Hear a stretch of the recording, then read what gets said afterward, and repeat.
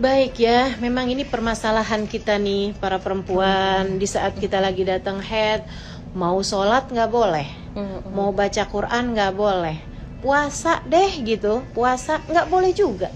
Masya Allah, luar biasa. Tapi teman-teman saudariku sekalian, ada satu hal yang kamu perlu ingat buat teman-teman nih, para adik-adik gitu ya, atau perempuan-perempuan yang masih datang mens gitu, belum masuk masa menopause. Ini kamu harus ingat satu hal, bahwa ibadah itu yang lebih Allah inginkan itu adalah ibadah hati kita. Hatimu ada di mana? Itu yang Allah Subhanahu wa taala inginkan. Hati yang ingat, hati yang terpaut, hati yang bersambung pada Allah Subhanahu wa taala dalam salatnya, dalam Qur'annya, dalam tadarusnya, dalam puasanya. Itu hati yang diinginkan oleh Allah Subhanahu wa taala dan dianggap sebagai hati yang beribadah kepada Allah Subhanahu wa taala. Hakikat ibadah adalah ibadah hati, dan hati kita tidak pernah menstruasi. Hati kita tidak pernah berhalangan, hati kita tidak pernah nifas. Hanya badan kita aja yang nifas, hanya badan kita aja yang mengalami masa menstruasi, tapi hati kita nggak pernah menstruasi.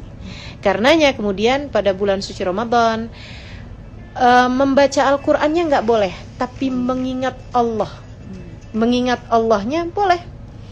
Melaksanakan sholatnya nggak boleh, akan tetapi Allah Subhanahu wa taala mengatakan, aqimis sholat bidzikri, dirikanlah sholat untuk kamu mengingat aku. Sholatnya nggak boleh, tapi zikrullahnya boleh. Orang yang mens gitu kan. Karenanya kemudian kita di saat mens sekalipun, kita tetapkan ibadah-ibadah kita di malam-malam yang mulia ini agar tidak terhalang apa yang dijanjikan oleh Allah Subhanahu wa taala bagi hamba-hambanya yang mendekat kepada Allah. Tertibkan aja sendiri, karena kan tidak ada aturan secara baku untuk itu.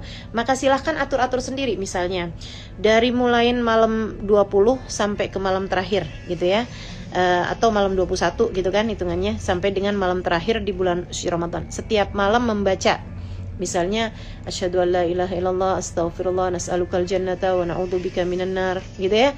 Itu dibaca misalnya 100 kali, atau bahkan saya baca misalnya saya mau baca istighfar selama saya menstruasi karena nggak bisa sholat, nggak bisa mengerjakan apa yang baca Al-Quran dan lainnya. Saya baca istighfar misalnya 1000 kali misalnya gitu kan. Diatur-atur sendiri gitu. Kemudian dengan linangan air mata kamu meminta kepada Allah Subhanahu wa taala.